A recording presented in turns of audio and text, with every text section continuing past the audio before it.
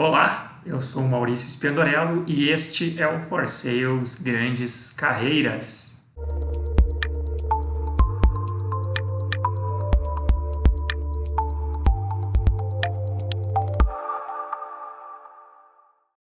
Olá, sejam muito bem-vindos a mais um episódio do For Sales Grandes Carreiras, programa de entrevistas com executivos que são referência em vendas e marketing nos seus segmentos de atuação.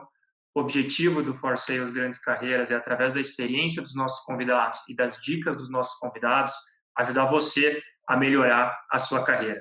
No episódio de hoje, vamos falar sobre o segmento de saúde animal.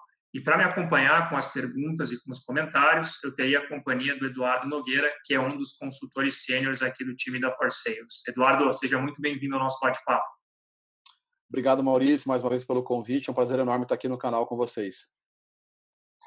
Bacana. Antes da gente dar continuidade, eu gostaria de convidar todos que estão nos acompanhando para que sigam a For Sales no YouTube. Basta clicar no ícone vermelho e inscreva-se. Não deixe de ativar a sinetinha para serem sempre notificados quando divulgarmos vídeos novos. Para aqueles que gostam de conteúdo em formato de áudio, eu convido também a acompanhar a For Sales no Apple Podcast, no Spotify e no Deezer, porque lá você terá os mesmos conteúdos que o YouTube, porém em formato de áudio. Feito o convite, a nossa conversa de hoje ela estará estruturada em 4 partes diferentes. Na primeira parte, vamos falar sobre a carreira do nosso convidado. Na segunda parte, vamos falar sobre o principal case da carreira do nosso convidado. Na terceira parte, o nosso convidado falará sobre o futuro do segmento de saúde animal. E na quarta e última parte, o nosso convidado dará dicas de carreira para quem está nos acompanhando. Então, se você quer construir uma carreira de sucesso, seja no segmento veterinário, seja no segmento de saúde animal, ou seja em qualquer outro segmento, não deixe de acompanhar esse bate-papo até o final, porque o nosso convidado de hoje é o Jorge Espanha, um executivo com mais de aproximadamente 30 anos de experiência no segmento de saúde animal, já liderou equipes e projetos em diferentes países da América Latina, da Europa e até nos Estados Unidos, vivendo em todos esses países. Hoje ele é Country Manager da Vetoquinol e, além disso, é presidente da Associação Brasileira de Marketing Rural. Jorge, muito obrigado por aceitar o nosso convite. É uma honra te receber aqui para esse bate-papo. Honrado estou eu, Maurício. Obrigado por participar aqui dessa conversa. É uma oportunidade para a gente dividir um pouco aí da experiência. Muito legal, bacana, Jorge. Para a gente começar, então, para quem está nos acompanhando, te conhecer um pouquinho melhor, conta a tua trajetória profissional para a gente de trás para frente, desde onde você começou até os dias de hoje, as empresas que você passou, os cargos que exerceu, para a gente fazer um pano de fundo aqui para o nosso bate-papo. Pois é, eu comecei na universidade, tive uma relação com a universidade, com formação em zootecnia e com mestrado em nutrição animal, mas sempre trabalhando na área de parasitologia, que era uma área que eu gostava. E com esses projetos de trainee, eu tive a oportunidade de ser incluído num programa de trainee dentro da universidade, com uma empresa na época chamada SmithKline, que não existe mais, foi incorporada pelo laboratório Pfizer Saúde Animal naquela oportunidade. Então, eu acho que eu entrei pela porta da frente. Quando você faz um programa desse, que entra por uma universidade, é um programa de trainee que acabei gostando desse mundo de agronegócio veterinário. Daí, eu passei para um estágio dentro do grupo da SmithKline e fui convidado a ser funcionário do quadro, uma vez que eu me formei, terminei a pós-graduação. Convidei para ser funcionário do quadro, havia uma possibilidade de trabalhos em exposição na Espanha, e me mandaram por um ano para um projeto assignado na Espanha para fazer como gerente de projetos e gerente de produto júnior na Espanha por um ano, depois de ser gerente no Brasil por um ano. E eu fui para lançar um produto que é muito conhecido no mercado brasileiro, chamado Virginia Medicina, e eu fui para lançar no mercado espanhol. Foi aí que eu comecei a aprender a gestão e a aprender a diferença de culturas. Isso já tem bastante tempo, 91, 92. Eu fui lá por um ano e acabei ficando 15 anos fora do Brasil. Ou seja, eu saí com uns 28, voltei com 42,5. Uma vida toda dentro das carreiras que eu pude ter a oportunidade de trabalhar. Né? Porque a cada 2 anos, a cada 2 anos e meio, 3 anos, eu mudava de função. O que eu acho que colaborou muito para o meu treinamento dentro da organização como trainee uma vez que eu tive um sucesso em gerenciamento de grandes contas e aprendi a trabalhar com grandes contas na Espanha, principalmente com grandes empresas de nutrição, vendendo produtos, aditivos, grandes empresas veterinárias. A empresa foi adquirida pelo laboratório Pfizer e aí eu entrei para a Pfizer em 95. E daí tive uma carreira de 22 anos na Pfizer, mudando de país a cada 2 ou 3 anos, de 2 anos a 2 anos e meio, mudando de função. Uma função europeia, depois de gerência de produto, num produto que é lançado, muito conhecido na Europa, Dectomax, que é um sucesso de campeão na altura, agora já tem outros produtos que são, inclusive, inovações, né, nessa linha, que já de outros concorrentes de outras empresas. E aí eu fui trabalhando com esse produto, com um grupo multidisciplinar europeu, que eu aprendi muito a diferença de cultura e liderando um time multidisciplinar na Europa. Quanto a marketing, você pode imaginar as discussões, né, Maurício e Eduardo? Uhum. Se você coloca uma foto de uma vaca ou de um animal, se tem que ser na foto da Alemanha, será na foto da França, ou será na foto da Espanha. Os gados são diferentes, o gado de leite é todo igual, mas principalmente gado de corte, algumas vacas leiteiras da Espanha é bem diferente. Então ficava aquela discussão, né? A essência da discussão não era essa. A essência da discussão era discutir a estratégia. Mas o pessoal se prende na criatividade, né? Então acho que foi uma grande experiência de conviver com diferentes culturas da Europa e aí eu fiquei um bom tempo.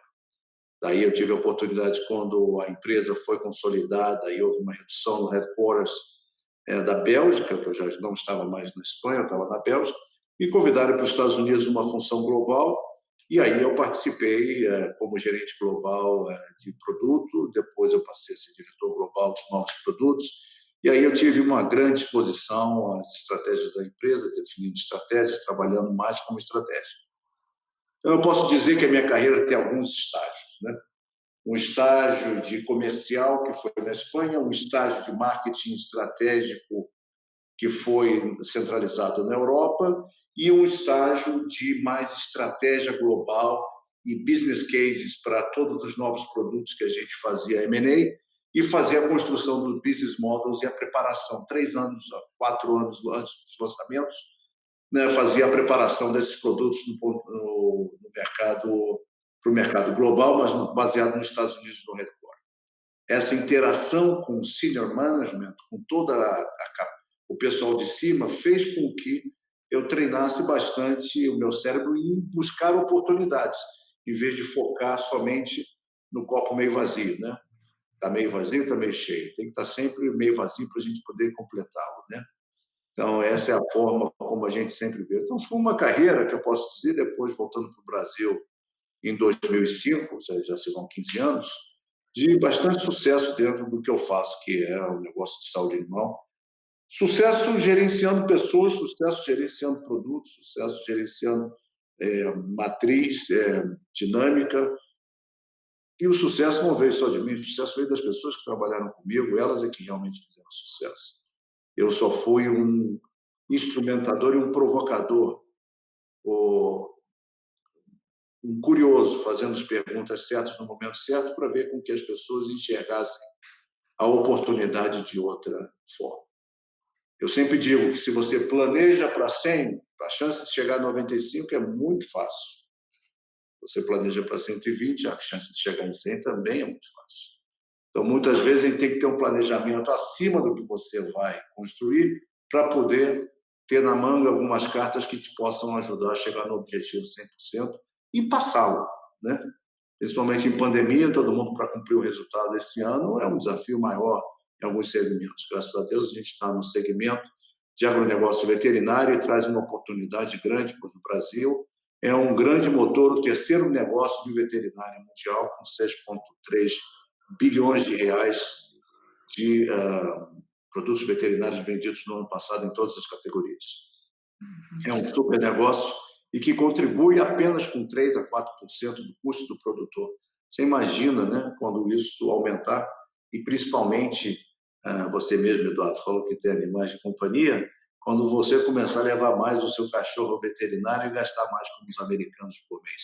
O mercado ainda tem muito espaço de crescimento. Perfeito, Jorge. Muito, muito bacana essa visão que você trouxe do segmento. Só para a gente completar essa parte da sua carreira, para o pessoal que está nos acompanhando também entender um pouquinho mais da tua trajetória na volta ao Brasil, né? Quais foram as cadeiras e as empresas as cadeiras que você ocupou e as empresas que você passou nessa volta de uma forma bem pragmática, assim, só para a gente contextualizar? Eu estava como Group Director na Pfizer Saúde Animal, Mundial de Marketing, né, e Estratégia. Fiquei nessa posição mudando de função de grupos de produtos. Era uma função de marketing estratégico global. E aí apareceu a oportunidade em dois mercados. Em 2005, desculpa, 2005, isso para 2004 para 2005, na virada do ano apareceu a oportunidade para ser Country Manager no Brasil da Pfizer Saúde Animal. Ali na realidade era diretor de divisão, não era nem country manager. Depois passou a country manager, depois aí eu fui progredindo dentro da função a vice-presidência, e passei a regional América Latina, no Cone Sul da América Latina, e depois tive a oportunidade de fazer o spin-off da Pfizer Saúde Animal na Zoetis, no Brasil. Foi um projeto global, onde a Zoetis fazia parte da Pfizer Saúde Animal, ou a Pfizer Saúde Animal fazia parte do grupo Pfizer durante mais de 40 anos. Você imagina a experiência que é você separar uma entidade depois de 40 anos, era a joia da coroa, a gente costumava dizer que era uma coisa que estava escondida dentro da Pfizer. A Pfizer é uma grande empresa, sempre foi, a Pfizer Global, uma empresa muito forte em compliance, em processos, em marcas, é uma empresa, né, uma empresa muito conhecida em marcas, em serviços, e veio se renovando também ao longo do tempo, e a Pfizer Saúde Animal, ela seguia em todos os processos os mesmos procedimentos, né? Desenvolvimento de produtos, research, development. Nós tivemos várias oportunidades de crescimento na Pfizer do Brasil. Ela era número 3 quando eu cheguei, como era diretor de divisão. Com 3 anos, a gente já estava no número 2 anos e meio. Para número 1 foi no terceiro ano, para o quarto ano já era número 1. Quando nós compramos a Ford Dodge Saúde Animal, naquela altura, quando foi comprada a Saúde Animal, aí a Pfizer ganhou um tamanho muito interessante. Quando eu entrei no grupo, nós tínhamos alguns desafios. Eu acho que esse foi talvez um projeto muito interessante da minha carreira, que o desafio no Brasil é o modelo go-to-market. Se você domina o go-to-market no Brasil, independente do que você venda, desde shampoo, desde produtos de consumo, produtos veterinários, nutrição, farmácia, enfim, todos os segmentos, né? Bebidas, você dominando o go-to-market, a capilaridade e a comunicação com o cliente final, é básico o conceito, mas é tudo. E não havia um modelo de go-to-market tão estabelecido na Pfizer Saúde Animal em 2005. Era dependente de 2 produtos, fazia 60% da venda num portfólio de 90%. E tinha o atacado como o seu maior e principal cliente, com 30% das vendas. Então, a gente teve que fazer toda uma renovação de produtos, um planejamento estratégico com a equipe, e aí foi só crescimento. E quando eu deixei a empresa em 2013, eu deixei a empresa por conta própria, porque eu não gostaria de voltar por uma questão familiar aos Estados Unidos, então a família não queria voltar, eu tive que tomar uma decisão entre a minha carreira, depois de 22 anos na Pfizer, ou entre a oportunidade que eu tinha com a minha família. Aí eu pensei bem e disse, olha, eu acho que emprego eu arrumo outro, se Deus quiser eu vou conseguir, mas a família vai ser difícil construir uma outra. E eu tomei a decisão pela família. E ainda bem que veio uma oportunidade de uma empresa concorrente do setor, que eu tive a oportunidade também de ajudar. Nesses 9 anos de saúde animal Pfizer, que eu tive a oportunidade de ajudar essa empresa, né? A primeira coisa foi construir uma equipe de liderança positiva. Eu estava aprendendo também a ser líder. A empresa tomou um risco mandando eu para o Brasil, porque eu era função mais de marketing, mas eu tinha que gerenciar um P&L para poder provar que eu conseguiria gerenciar um P&L e entregar resultado. E nos 9 anos, naquela oportunidade, a nossa equipe, que já quase não está mais, A nossa equipe cresceu as vendas 6,4 vezes e a rentabilidade 2,9 vezes durante 9 anos. Com 4 lançamentos por ano, foi um projeto espetacular. E conseguimos levar a empresa à liderança do mercado brasileiro. Quando eu deixei a empresa por uma questão pessoal, a empresa já estava no faturamento de 650 milhões net. Então, era um faturamento bem expressivo daquele que eu peguei a 110 milhões. Então, foi um caso de sucesso. E também um caso que mudou a indústria. Alguns produtos que foram lançados ali por conta da própria empresa tinha grandes inovações, mas uma inovação sem um bom planejamento de marketing, uma boa estratégia, uma execução de excelência, é simplesmente uma boa ideia. Uma boa ideia se torna uma inovação quando você consegue transformá-la em retorno para os acionistas ou retorno para a comunidade. Esse retorno para os acionistas ou retorno para a comunidade aconteceram em alguns produtos que foram lançados com maestria, com uma estratégia muito bem organizada nesses 9 anos que eu tive participando daquela empresa. Dali eu participei, fui para uma outra empresa de saúde animal também, dentro sempre do segmento, passei por muitos desafios, até chegar aqui na Vetoquinol, onde nós compramos, e essa empresa que eu tive a oportunidade de trabalhar já não existe mais, que era a Merial Saúde Animal, ela foi incorporada pelo grupo Boehringer. Como você sabe, essas empresas estão sempre se comprando, vendendo, juntando, cada vez vai consolidando mais, né? Lá você ocupava a cadeira de Country Manager Brasil, mais outros países da América Latina. Bolívia, Paraguai. Perfeito. E Uruguai. Brasil, Bolívia, Paraguai e Uruguai. Perfeito. Então, nesses 9 anos, eu não fiquei nunca numa posição durante mais do que 2 anos. Nos 9 anos que eu estive na Pfizer Saúde Animal, 3 anos foi como diretor de divisão, depois a Country Manager, depois Argentina, responsável pela Argentina, Paraguai e Uruguai. Depois que eu arrumei a Argentina, Paraguai e Uruguai, voltei a ser vice-presidente Marketing Strategy, que eu fazia um chapéu duplo também nas OETs, que era estratégia de marketing regional, mais o Country Manager, ou seja, tinha a função regional para marketing e a função de P&L, até que eu fui para a Merial.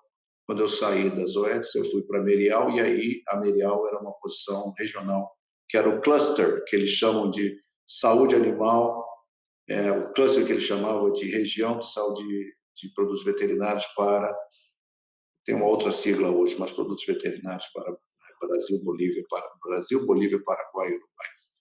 Então, aí eu trabalhava com esses 4 mercados, muito interessante esse mercado, e daí eu, na aquisição da Boehringer, foi tomada a decisão que o meu valor de mercado já não comportaria mais dentro do grupo, era uma estrutura diferente também, era uma estrutura de business head, não mais de country manager, e aí um outro modelo, a Boehringer assumiu a Merial, e aí eu tive a oportunidade de trabalhar numa empresa startup, que era uma empresa de insetos geneticamente modificados, onde eu passei 1 ano e meio. Aprendi um pouco do que é esse mundo, pouco dinheiro, startup de genética, de lidar com cientistas. Era um projeto muito interessante, a Oxitec. Depois eu fui convidado pela Vetoquinol, saí da Oxitec e passei para a Vetoquinol Saúde Animal, uma empresa francesa com 85 anos no mercado de saúde animal e grandes excelências no que faz, produtos bem específicos, tem sido uma experiência magnífica. Sou responsável pelo Brasil hoje, uma equipe de 330 pessoas, e estamos aí com grandes oportunidades de crescimento. Compramos a empresa chamada Clarion Biociências, há 1 ano atrás, consolidamos o grupo e ainda estamos no processo de consolidação. E eu tenho uma grande satisfação que, após esse processo de consolidação, o nosso pesquisa de funcionários deu como um dos índices mais interessantes que 94% das pessoas responderam que têm prazer em trabalhar na Vetoquinol. 97% recomendaria um amigo ou um parente para trabalhar na Vetoquinol Saúde Animal. E 93% não tem intenção de deixar a empresa. Isso, para mim, é o índice mais importante entre os 300 funcionários que foram entrevistados, fábrica, campo, back-office. Para mim, isso é um dado, após 1 ano de integração, um dado fantástico. Você consegue isso com boas pessoas, né? Fazendo o dia a dia, com uma boa equipe, que é o primeiro de tudo. Sem dúvida, Jorge, muito bom. Para a gente ir avançando aqui para o final desse primeiro bloco de perguntas, onde falamos sobre a sua carreira, eu queria te fazer uma pergunta específica. Você teve diversas promoções, foi responsável por diversos desafios. Você mesmo falou, né? Nunca fiquei mais do que 2 anos numa cadeira, sempre fui recebendo novos desafios, novas promoções, né? O que você acredita que você tem de diferente das outras pessoas, ou enfim, qual que é a tua característica principal que te fez ter uma carreira de tantas promoções? É uma atitude no trabalho? É um conhecimento específico? O que te fez chegar tão longe na carreira e ser convidado para tantos desafios diferentes? Eu acho que primeiro é a inquietação de não aceitar o status quo, a não ser que seja muito bem embasado em formas analíticas e que te convençam que aquilo é o que está certo para ser feito. Uhum. Aceitar o status quo nesses dias de hoje, em que você tem a variação digital, você tem a comunicação digital, que você tem uma série de interferências, divergências nos planos e variáveis, é a receita do falecimento a curto prazo. Então, a não aceitar o status quo, a não ser que seja muito bem embasado tecnicamente, eu acho que foi uma das virtudes. Segundo, a capacidade de liderança que eu vim apresentando com a minha equipe, com capacidade de liderar e influenciar e trazer todos com você na missão, na visão, no que você espera em chegar a atingir, um nível de engajamento altíssimo para o caminho que vai ser feito, para que vai ser cursado. Acho que aí, se você tem uma equipe engajada, junta, com os mesmos compromissos, o resultado vem. Perfeito. Terceiro, eu diria que foco nas pessoas. Foco nessas pessoas que fazem a diferença. Sozinho, só a menos. Sozinho, pelo menos, eu sou um inspirador, mas sem a minha equipe, eu não sou um transformador. Quem transforma é a equipe, eu só inspiro. Perfeito, Jorge. E para a gente fechar, então, de vez esse primeiro bloco, qual que você acha que foi a principal decisão que você tomou na sua carreira, a principal escolha que você fez que te ajudou a chegar tão longe? Olha, a principal escolha que eu fiz para me ajudar a chegar tão longe, eu acho que foi sair do Brasil e passar um tempo fora. Foi uma das escolhas principais que trilharam essa diversidade de cultura, de conhecimento, de países, essa diversidade de aprendizado que seria, acho que talvez mais difícil se eu tivesse ficado numa mesma posição, no mesmo posto. Até poderia conseguir mais, mas não era o meu destino. Meu destino era fazer essa trilha e, de alguma forma, treinar uma parte do meu cérebro para trabalhar com diversidade, com outros idiomas. É difícil você pensar, parece que muita gente diz é fácil, mas é difícil você raciocinar numa discussão com o board em outro idioma, quando você não é nativo. Isso, para mim, era o meu começo de carreira mais difícil. E eu aprendi muito a ler as pessoas, a ter o body language bastante claro, e o excesso de observação me fazia compreender mais o que vinha nas palavras. Excelente. Fiquei um pouco detalhista, mas ajudou no princípio. Agora não, Sim. agora já tem gente que cuida mais de detalhe. Excelente, Jorge, muito bom. Vamos avançar agora, então, para o segundo bloco de perguntas, onde vamos falar sobre o principal case da sua carreira, qual você considera ser o principal case, né? Para isso, eu passo a palavra para o Eduardo, para que ele conduza as perguntas do segundo bloco. Legal, excelente, Maurício, obrigado. Vasto repertório, né, Jorge? Acho que é difícil, talvez, escolher uma passagem única, mas, enfim, como o Maurício já disse, né, a gente vai começar agora segundo bloco, né, desse bate-papo, e aí eu queria que você pudesse, talvez, escolher qual foi o teu principal momento de entrega na carreira, né, dentre esses vários que você já narrou pra gente, né, talvez aquele que você achou mais emblemático, ou te trouxe mais resultado, ou mais aprendizagem, enfim, né, e qual momento você estava vivendo, onde foi essa passagem, e qual foi o principal desafio que você encontrou e, claro, qual resultado você teve com essa implementação, né? É difícil você trazer uma, né, Eduardo? Somente uma. Sem dúvida. Eu acredito muito em projetos, né? Ou seja, são vários projetos na carreira. Eu acho que a minha vinda para o Brasil foi muito bem acertada. O momento era 2005, o momento em que o Brasil era pujante de crescimento, a Pfizer era número 3 no ranking, tinha problemas de estrutura, vícios na linha comercial, de políticas comerciais não respeitadas, problemas no canal, dependência de grandes negociadores, era mais uma empresa transacional do que uma empresa estratégica, de valor agregado. Muitos produtos, mas pouco a diversidade de produtos. Um sistema caro de manutenção da equipe de venda e mesmo baixíssimos KPIs, falta de dados para tomar decisão. Enfim, todo um movimento, parte fabril também, bastante complicado em termos de concentração em alguns produtos e não no portfólio. Era todo um movimento que resultou em várias estratégias muito interessantes que eu pude aprender muito para gerenciar um PNL e uma transformação. Foi o meu primeiro caso de transformação de turnaround, em que a gente pegou a empresa de um patamar baixo e conseguimos levar ela para a primeira posição, crescendo 6 vezes o que cresceu o mercado.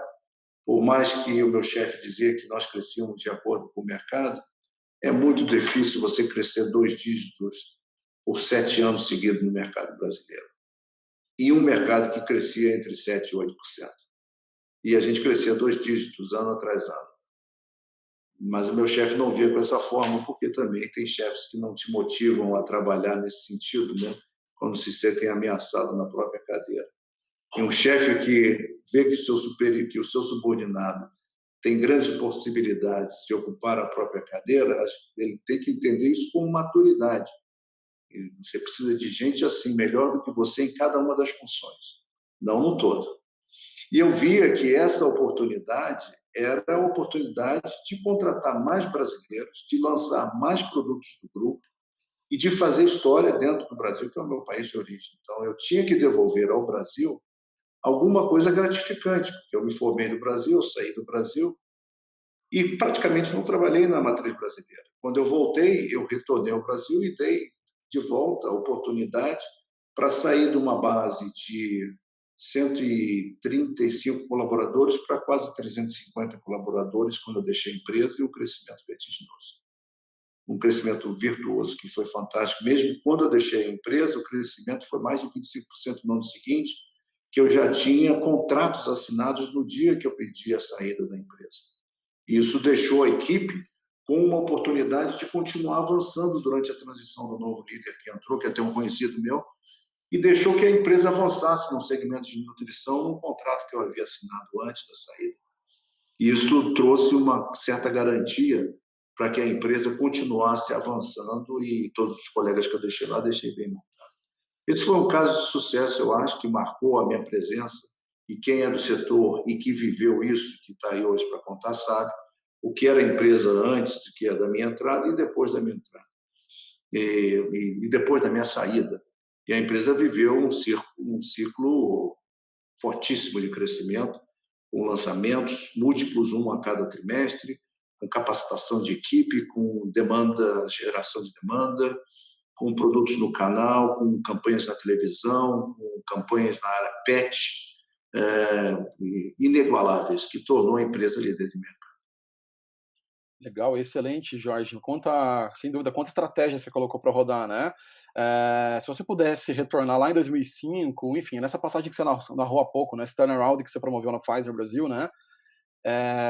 Qual foi o teu principal aprendizado, eu diria, né? E se você pudesse retornar, o que você faria diferente, talvez, nessa passagem? Nessa passagem por esses 9 anos de Brasil, diferentes funções, se eu quisesse ter continuado, porque era uma coisa um pouco sui generis também, porque eu estava expatriado no Brasil sendo brasileiro. É uma coisa um pouco difícil de você, né, pensar, né? Ou seja, então a empresa com 3 anos me deu uma oportunidade de continuar ou de voltar para os Estados Unidos. E aí eu acho que teria sido uma oportunidade de pegar uma operação nos Estados Unidos, uma das unidades de negócio, que eu acredito que ali eu deixei a oportunidade passar. Essa eu deixei a oportunidade passar, e essa aconteceu com 3 anos. E eu acho que se eu tivesse voltado para o grupo internacional, talvez eu estivesse numa outra função global muito maior, muito mais cansado, não tão feliz, mas estaria com a minha família talvez um pouco mais infeliz, mas com 3 anos ainda dava para mudar a família. Depois de 9 anos no Brasil, ficou difícil mudar a família. Minha filha nasceu no Brasil, meu filho nasceu na Bélgica e o outro nasceu nos Estados Unidos. Então, a minha filha e minha esposa, que é brasileira, também ficaram um pouco difícil, né, como adolescentes, para sair do Brasil em 2013. Eu acho que essa oportunidade que me apareceu com 4 anos teria sido a oportunidade, possivelmente, de ouro, porque eu teria me associado com outro líder da organização que teve muito sucesso, né? E você tem que ter sempre alguém para se espelhar e para continuar seguindo como líder, para continuar se inspirando, né? Um líder que não é um líder, muita gente tem chefe, eu falo de líder. Um líder que você não consegue ter inspiração é um chefe. E esse chefe que não tem seguidores não deixa de passar de ser um chefe e cumpre ordens. Liderança é muito diferente de ser chefe.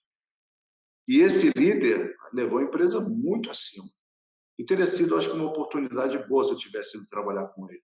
Águas passadas, deixei isso para trás e foi uma boa experiência que eu tive. Depois houve uma segunda, Eduardo, oportunidade de sair para uma posição regional para concorrência. E essa eu acredito que teria sido, como eu era muito preso à empresa que eu entrei, essa teria sido, e às vezes você tem que tomar decisão racional e não com a paixão do que eu vou aqui, eu vou ver o que acontece mais nesse spin-off dessa empresa que vai se transformar, tem aquela visão que você vai, né, se dar bem no IPO e tal. E foi bom, mas poderia ter sido muito melhor. Ali foi uma experiência também bastante interessante, poderia ter sido uma segunda decisão, mas eu não me arrependo em nada, porque tem o balanço do lado pessoal e com o lado profissional, e eu acho que no lado pessoal eu ganhei muito. Depois de 15 anos fora do Brasil, tive a oportunidade de conviver com meus pais antes que eles partissem. E, para mim, isso deixou a minha sensação, a minha memória, a minha tranquilidade como pessoa, de que aquele tempo que fiquei fora, pelo menos eu compensei no final da vida deles. Então, tive a oportunidade de conviver com eles ainda há alguns anos no Brasil. Foi uma decisão que teve o lado pessoal mais positivo, de família. Sem dúvida, Jorge. Bom, vamos avançando aqui agora, então, para a terceira etapa dessa nossa conversa, onde vamos falar sobre o futuro do segmento de saúde animal. E aí, para começar falando do futuro do segmento, eu queria te perguntar, fazer uma pergunta mais macro, de uma forma mais genérica, né, Jorge? O que você enxerga de tendência para esse segmento? O que está vindo por aí nos próximos anos, na sua visão? Ô Maurício, esse segmento de saúde animal é um segmento sólido, conciso, de crescimento de single digit, de um dígito. É um segmento muito interessante, mas de alto um dígito, 7 a 8 a 9, 7 a 10%. É esse segmento, ano atrás ano, vem crescendo de maneira sustentável globalmente. O que eu digo, parece que o segmento é pequeno, mas o segmento é tão complexo como qualquer outro segmento. Quando você leva ele para o lado farmacêutico, hoje o segmento de saúde animal deve estar beirando uns 35 bilhões de dólares globalmente, e é 10% do negócio de saúde humana, vamos dizer assim. Então, um produto de 100 milhões de dólares em saúde animal representaria um produto de 1 bilhão de dólares em saúde humana, que é um blockbuster.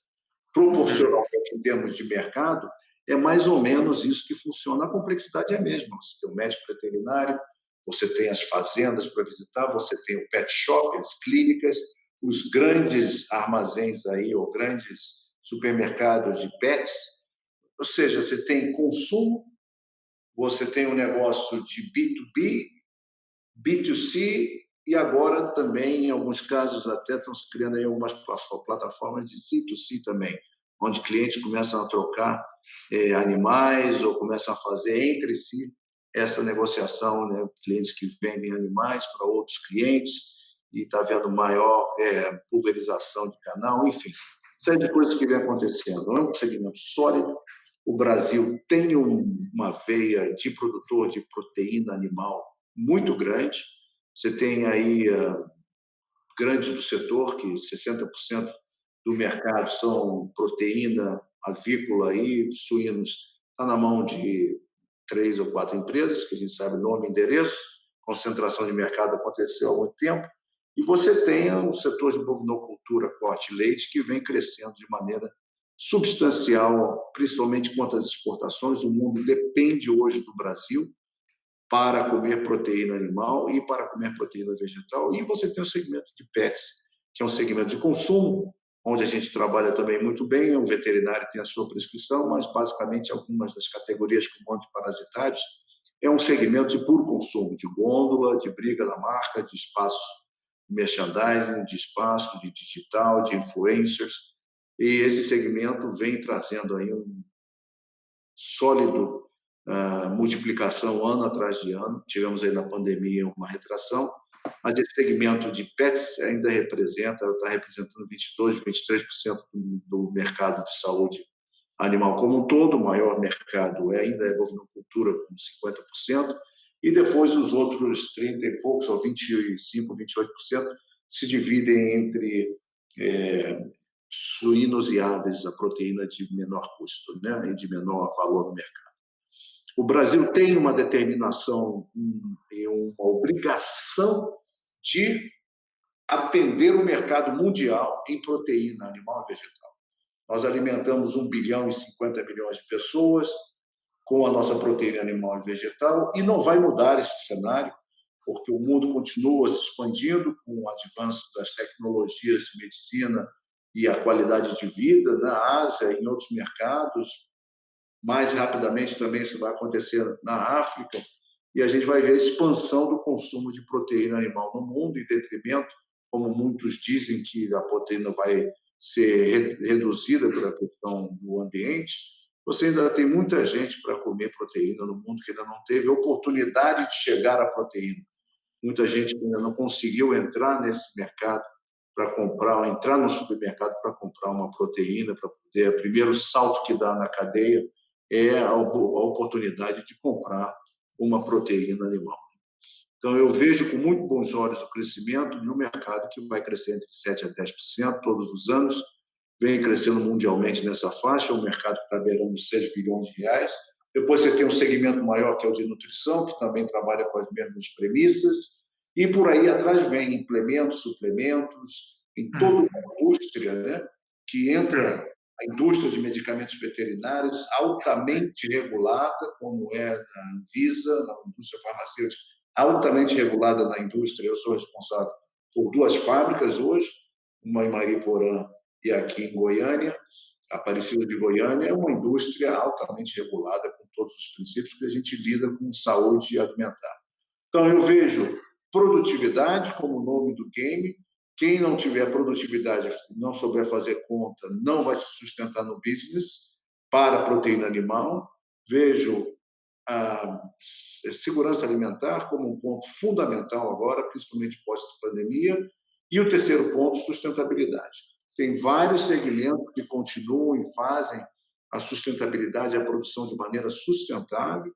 Por mais que se massacre um pecuarista, por mais que se massacre um produtor rural, nas mídias tem muita gente trabalhando profissionalmente, porque ele vive do agronegócio. E quem vive do agronegócio, em pequena escala, média escala ou grande escala, precisa preservar, porque sabe que se não preservar, não vai ter chuva, e se não tiver chuva, vai ter que gastar com irrigação, e gastando com irrigação, muitos gastam com irrigação em pasto, inclusive, mas aí você já torna o negócio de maneira menos lucrativa.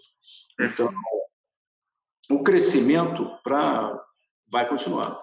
E o mercado de pets, que cresce 2 dígitos fortemente ano atrás ano, vai continuar expandindo.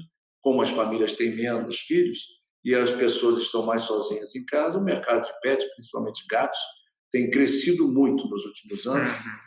Gato é independente, fica na dele, tranquilo. Então, o negócio de gato se vira sozinho, você vai trabalhar, o gato fica em casa, não precisa levar na rua, né? Cachorro também, né? Se você consegue levar para o passeio, mas o gato tem sido, esse segmento de gatos tem sido um bom companheiro do proprietário, que chamamos de tutores, e também um bom utilizador de produtos veterinários, né? Usuário de produtos veterinários. Jorge, pegando um gancho nisso que você está falando da linha PET, né? Eu imagino aqui do outro lado da cadeira que existe um grande desafio aí, que é utilizar a tecnologia para aproximar a indústria do consumidor, né? Esse seja um desafio atual aí do segmento, né? Na linha PET isso já é mais presente, mas aí falando principalmente de linha, vamos dizer assim, da linha pecuária, né? A tecnologia ela vem também para aproximar a indústria desse consumidor final, desse fazendeiro, desse pecuarista, né, para levar mais informação, levar mais instrução para ele sobre o produto, né. Nesse sentido, qual que é o papel da tecnologia nesse caldeirão aí de oportunidades que estão fervilhando, e o que já tem sido feito na tua visão o uso da tecnologia no segmento? Maurício, muita coisa. Um excesso de plataformas, muita coisa tem sido feita. Primeiro, como sou presidente da BMRA e ajudo a BMRA de forma voluntária, a gente tem uma pesquisa que acontece a cada 3 anos, e agora a próxima, que é a pesquisa de hábitos do produtor rural. A próxima está para ir a campo agora no final desse ano, comandada pelo vice-presidente Ricardo. Essa pesquisa de hábitos do produtor rural é uma pesquisa que demonstrou, através de 2.850 entrevistas pessoais, durante 1 hora, 220 perguntas. É uma pesquisa bem robusta, feita pela IMS. Em 2017, ela foi feita, essa pesquisa, e trouxe os resultados em 2018, e demonstra que o produtor rural está super conectado. 94% dos produtores rurais, como um todo, tem celular. Dos 94%, aproximadamente 60% tem smartphone. Os produtores rurais têm 1,6 telefones na média. Porque funciona uma operadora, funciona outra, e ele, dentro da própria fazenda, utiliza os dois. Ele utiliza o WhatsApp como forma de gerenciar até a fazenda. Eles não estão no Instagram, a geração mais nova está no Instagram, mas a tecnologia tem sido uma dinâmica, e as mídias sociais, uma dinâmica presente já na vida do produtor rural, tanto o produtor de proteína vegetal como o produtor de proteína animal. Mais e mais o produtor de proteína animal está entrando nesse mundo digital, já era com os leilões virtuais, por televisão ou mesmo online. Ele faz esse trabalho com os leilões virtuais. O pessoal diz que o pecuarista, o produtor, não está comunicado. Tem, se não me engano, 5 ou 6 canais de televisão rurais, de pecuária. Qual país do mundo você tem 6 canais que operam nessa área de pecuária, nessa área de produção rural, nessa área de agricultura? Então, o produtor rural está muito conectado. Digital. Fizemos algumas lives, tivemos algumas reuniões. Eu te dou um exemplo, que a própria BMRA fez a reunião de Agromarket Meeting, e nós tivemos 5.000 pessoas atendendo a reunião ao vivo, com mais de 40 minutos de presença. Excelente. Então, esses dados é que mostram que o produtor rural está interessado na dinâmica e está mais conectado. Ele hoje consegue... O home office chegou primeiro na fazenda. Com a internet, o produtor rural ia mais à fazenda, e com a melhoria dos sinais, ia mais à fazenda e precisava estar conectado. Nós, da cidade, não estávamos preocupados com isso. Nos preocupamos com a conexão quando nós fomos para o home office da pandemia. O produtor rural já estava lá, porque ele precisava tocar o negócio dele com conexão. Então, o que eu acho que essas ferramentas digitais só vieram agora a estreitar mais ainda e comunicar mais ainda esse produtor rural com as novas tecnologias. O mundo agro hoje é 100% digitalizado, eu diria, praticamente. Você tem empresas grandes no setor de maquinários que trabalham com robô, com GPS, e você não precisa só ter uma pessoa para comandar aquilo de um drone, como se fosse um drone. A gente tem a nossa diretora, né, inclusive, explicando um pouco da tecnologia de máquinas hoje, tudo teleguiado por satélite.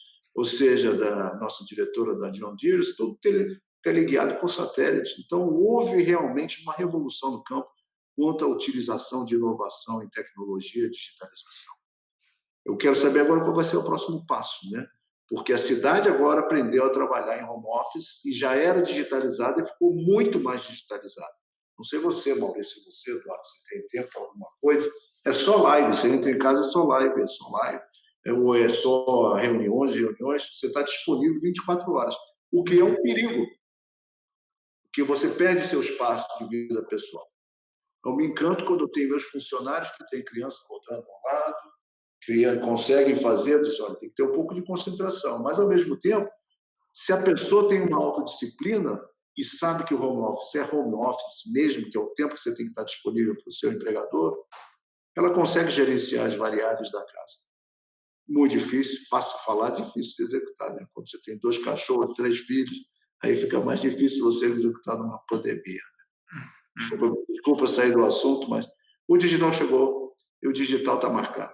95% desses 60% que utilizam o smartphone têm acesso ao WhatsApp, 83% acessam mais ou menos ao Facebook e depois era 14 ou 15% no Instagram.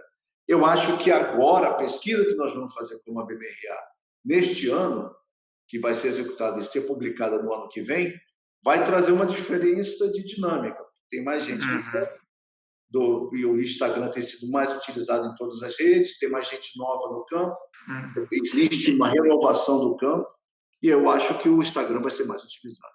E imagino aqui, só para a gente fechar essa página também, já estou aqui ventilando a hipóteses, né? Que você tem uma série de pessoas que são influenciadores no processo de compra, né? Cada um tem a sua influência. O dono da fazenda, é o capataz, é o veterinário. Então, assim, todo mundo precisa estar informado, né? E conhecer o produto, e entender as vantagens do produto. E acho que essa conectividade que a gente está ampliando cada vez mais, ela está facilitando o fato dessa informação chegar em todas as partes, né? Não sei se estou certo, se estou errado, mas acho que esse é o grande ganho, né? Dessa conectividade que hoje já está bem presente, inclusive, no rural, né? Vou te dar uma dica, Maurício. Nós fizemos um lançamento há 2 semanas atrás. Qual era o modelo de lançamento que nós fazíamos antes? Uma grande convenção, um hotel, né? Volta todo mundo lá dentro do hotel, convida os pecuaristas quando eles podem ir. Tal. Esse ano nós fizemos diferente. Então, pela pandemia, pela questão de custo e pela dificuldade de viagem, nós fizemos um lançamento para 200 revendas, pela televisão, canal fechado, com o WhatsApp interligado entre as 200, os pecuaristas na loja com uma oferta de um happy hour e fizemos um lançamento para 1.500 pecuaristas em 200 revendas, fora os que se conectaram com a rede. Excelente. Eu não precisei ir lá, utilizei a mídia mista entre WhatsApp, TV, canal fechado, um programa de 1h15, que é o máximo que você consegue, perguntas e respostas, uma promoção no ponto de venda, interligar. Promoção no ponto de venda, com mensagem direta pela televisão, com a presença nos devidos pontos de venda revendas. Não precisei fechar hotel, não precisei fechar... Excelente. Não substitui, mas é uma criatividade para o momento que nos ajudou muito. Te ajuda a pulverizar. Pasmem, foi uma excelente surpresa. E a gente ainda está vivendo desse momento. O próximo passo é a gente ter mais uma reunião dessa para ver como é que foi o resultado do uso do produto. E vai ser da mesma forma. Então, você hoje consegue capilarizar utilizando os canais e veículos que estão disponíveis dentro do nosso negócio. De novo, a estratégia é boa, se não for bem executada, é um tiro no escuro. Você vai ter um monte de gente tomando café e não vai comprar nada. Então, o objetivo não é esse. O objetivo é trocar essa experiência e fazer daquilo um momento único para que aquele indivíduo que esteja ali realmente se aproveitar do conhecimento, do produto e do valor agregado do evento. Jorge, vamos seguir agora então para o quarto e último bloco de perguntas, onde vamos falar sobre dicas de carreira para quem está nos acompanhando. Eu vou passar a palavra novamente para o Eduardo para que ele conduza as perguntas dessa primeira parte aqui do bloco de dicas. Legal, excelente. Obrigado mais uma vez, Maurício. Obrigado, Jorge, pela aula de agronegócio, enfim, que você tem dado para a gente aí. E aí, pegando esse gancho, então, falando primeiramente sobre aprendizados, né, Jorge? Você tem um repertório super vasto de carreira. Eu queria te perguntar 2 perguntas que eu vou resumir em uma, né? Que acho que elas se correlacionam, né? Primeiro, qual foi na sua opinião, o teu maior erro de carreira, né? Se é que pode chamar um erro, enfim, mas qual foi o aprendizado que você teve com esse erro para você não cometê-lo mais uma vez, né? Erro de carreira. Eu não sei se foi um erro de carreira. Eu admito que algumas vezes a gente tem errado na carreira. Eu acho que eu já comentei para você uma oportunidade que eu tive para ir para fora e não fui. Eu acho que ali eu errei o passo, poderia ter tido uma ascensão, uma carreira internacional, mas talvez a minha família não estivesse tão unida. Esse foi um ponto. Eu acho que é um ponto. O outro ponto, Eduardo, que eu gostaria de trazer, quando eu saí para a startup, que é uma startup que estava em desenvolvimento, e vendendo insetos geneticamente modificados, aí foi um shift muito grande no meu conhecimento em tudo. Não foi um erro de carreira, aprendi muita coisa, mas não me motivava o dia a dia para poder... Não era aquilo... Depois que você passa 20 anos fazendo, você tem que estar muito convencido do segmento que você quer pegar e qual é o outro segmento. Eu não tenho problema de eu entrar... Se eu tivesse entrado no segmento de consumo ou se eu tivesse entrado num segmento de gerenciamento de grandes contas, key accounts, porque no final é modelo de go-to-market. Mas lidar com insetos geneticamente modificados, compra governamental, um negócio meio esquisito, meio difícil. É bem mais complicado, bem mais envolvente. E para quem tinha um background farmacêutico de 23 anos nessa indústria farmacêutica veterinária, para mim, acho que foi um desvio de carreira desnecessário. Aprendi bastante coisa, mas o estresse foi maior do que o retorno. O balanço não foi positivo. Interessante esse relato, Jorge. Falando um pouco agora de desenvolvimento das pessoas que estão nos acompanhando, né? Nesse processo todo de construção da sua carreira, eu também vou seguir o exemplo do Eduardo aqui, acho que vou fazer 2 perguntas numa só, né? Quais foram os principais livros que você leu e que te inspiraram e que você compartilharia com essas pessoas que estão nos acompanhando? E a segunda pergunta tem algum curso, algum tipo de especialização, algum tipo de conhecimento que você acha que seja fundamental uma pessoa que está querendo chegar a uma cadeira de country manager hoje, está na construção da carreira, que ela faça, que ela busque se desenvolver?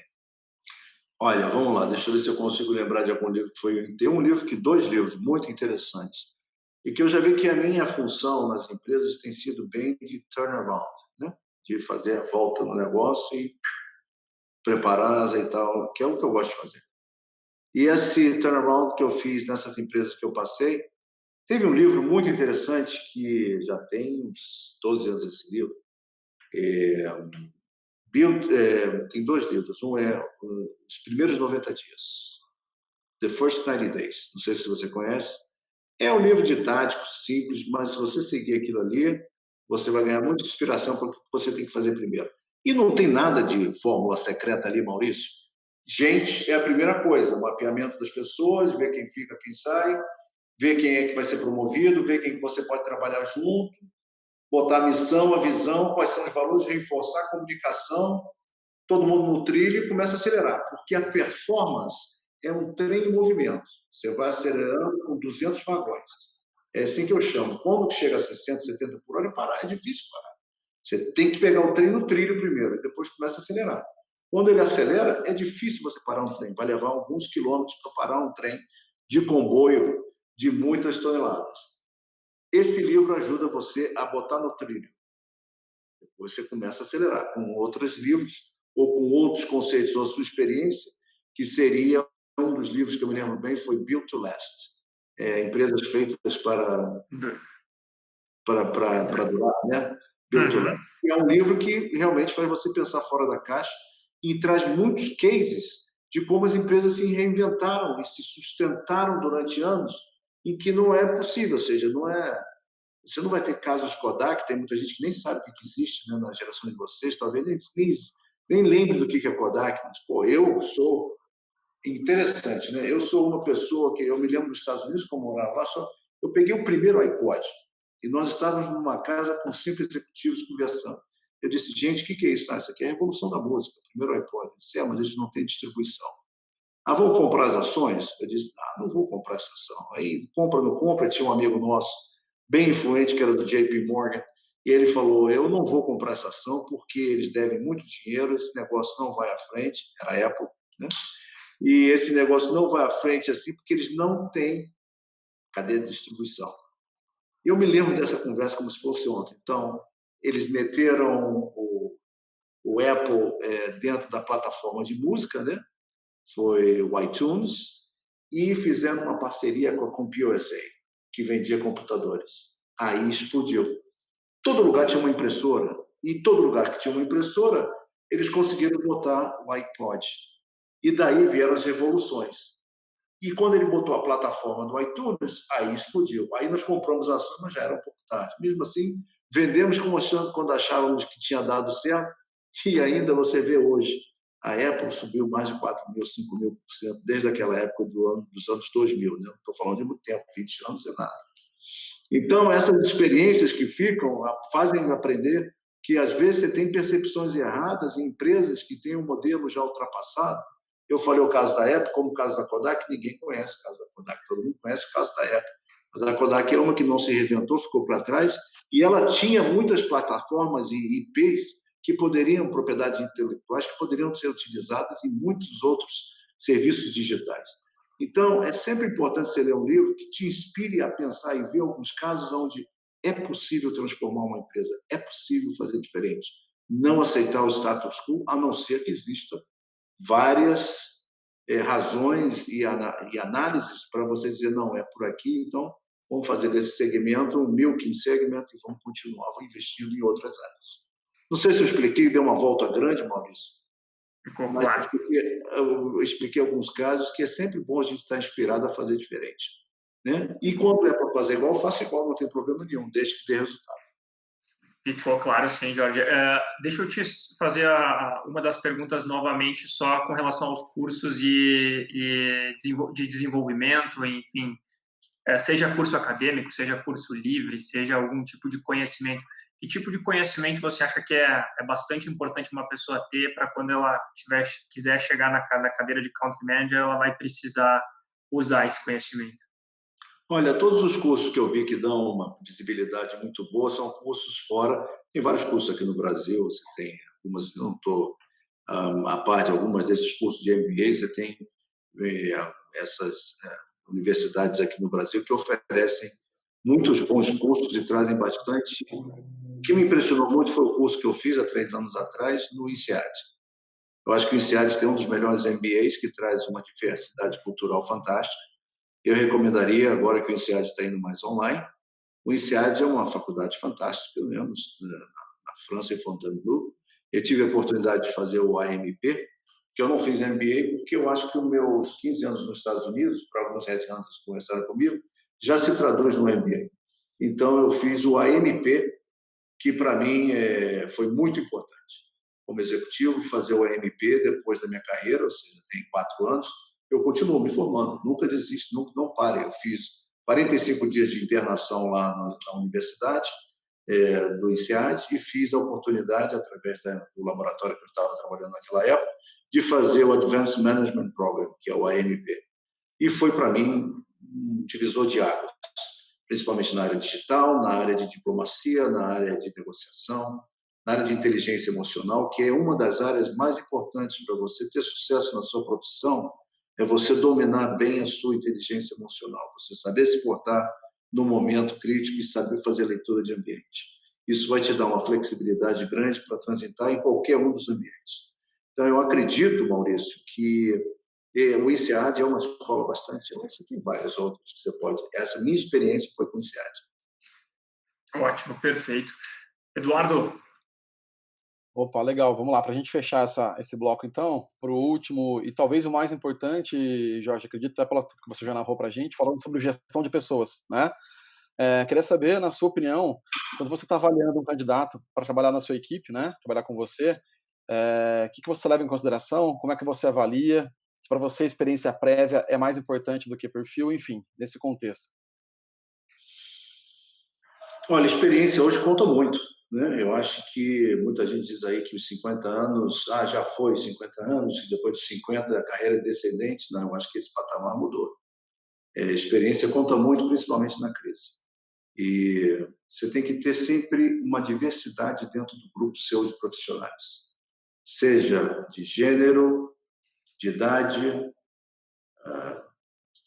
de raça, enfim, a diversidade não é jargão, não estou falando de jargão, mas quando você traz, por exemplo, quando eu estava na Merial, eu trouxe uma pessoa que tinha um background de consumo, que tinha trabalhado numa empresa de consumo da Nivea, a outro RH vinha da International Paper, que não tinha nada a ver com saúde animal, depois o financeiro tinha um problema de crédito, trouxe ele do Serasa, que não tinha nada a ver com saúde animal, o gerente de pets eu trouxe, que era de uma empresa de genéricos brasileira, que não tinha nada a ver com, de grandes animais, que não tinha nada a ver com pets. Eu criei um grupo, por exemplo, na Merial, quando eu trabalhei, que já não existe mais, que era um grupo heterogêneo, mas cada um na necessidade do business daquele momento.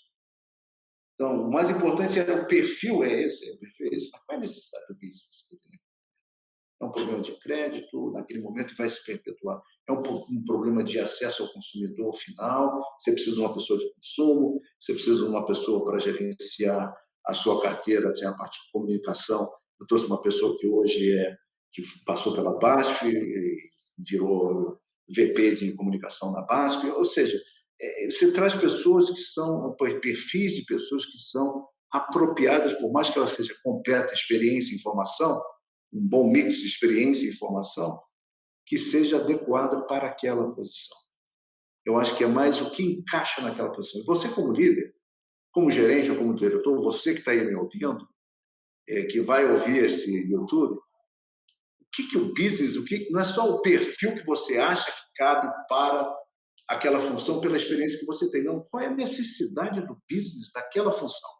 Acho que tem que ficar bem clara, não só o job profile, mas também os 3 anos para frente, o que eu vou precisar naquela função, quais são as competências que eu vou precisar, porque às vezes a gente bota no papel e não vê com a necessidade do business, não cruza com a necessidade do business, e acaba sendo só um job profile de gerência de produto. Não, eu preciso de um gerente de produto com veia muito forte em consumo, produtos de consumo, porque eu vou lançar uma coleira antipulga que vou botar no mercado e tem 30 outros produtos e uns 50 talibantes.